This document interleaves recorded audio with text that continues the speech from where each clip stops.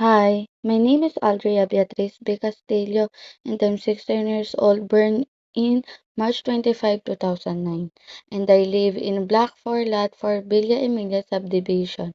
My hobbies are playing badminton, reading Wattpad, and lastly cooking. My favorite colors are pink, black, and white. My favorite food is sinigang and adobo, and my favorite drinks are mogo mogo, Dutch mill, and chocolate. At sobrang bilis kong mairita lalo na't kapag mainit or wala akong sa mood tas aasarin ka pa ng mga tao na nasa paligid mo. Mabilis din maubos ang social battery ko kapag sobrang ingay at kulit ko tas bigla-bigla na lang ako di mamamansin.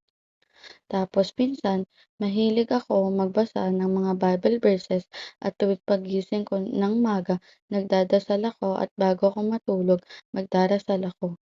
At hate ko rin ang amoy ng sigarilyo at vape dahil may hika ako at ayoko sa crowded area kasi mabilis akong mapawisan at mainitan.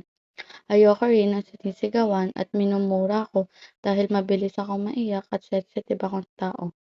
At sobrang favorite ko ang ice cream na cookies and cream. And I love flashes. Mahilig rin ako matulog dahil ang pagtulog ang nagiging coping mechanism ko. Kapag di ako kay Pag di ako okay, kay Lord lang ako humihingi ng tulong at ikakain ko ng ice cream dahil ayokong nakakaabala sa ibang tao at sanay naman ako sarilihin ang problema ko. And I am family-oriented. I love my parents so much kasi dahil sa kanila ako'y nakakapag-aral at lahat ng gusto ko binibigay nila. Sobrang thankful ko kasi sila yung parents ko. Dahil sa kanila, minsan hindi ko na sinasarili ang problema ko at hindi na ako sanay na sarilihin ito. Dahil sinasabi nila palagi sa akin na andito lang sila at hindi nila ako iiwan. At dahil sa kanila, porsigido akong makapagtapos ng pag-aaral dahil sa mga sakripisyo nila sa akin at gusto kong masuklian ang lahat ng yon. I am Papa's girl and slight Mama's girl. I have a brother.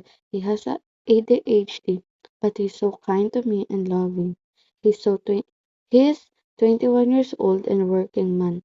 My father is so sweet and always there for me and hardworking to us. And my mother is such a kind, strong person I know at ang pangarap ko ay maging isang social work because I want to help people of all ages and address and overcome their life's challenges by providing counseling to them and advocating for their needs. And sobrang thankful ako sa Digong ko dahil minsan siya ang kasama ko sa lahat. Sa iyakan, sa meriendahan, chikahan, etc.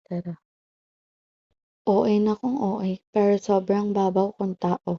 Yung tipong kahit sa maliit na bagay natutuwa na ako, kahit sa maliit na rason nasasaktan na ako. Kasi for me, little things matters.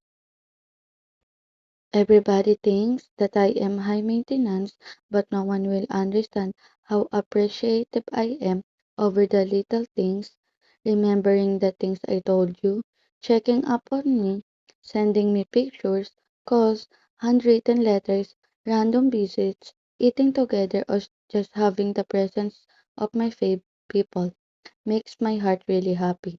Simple things mean a lot to me.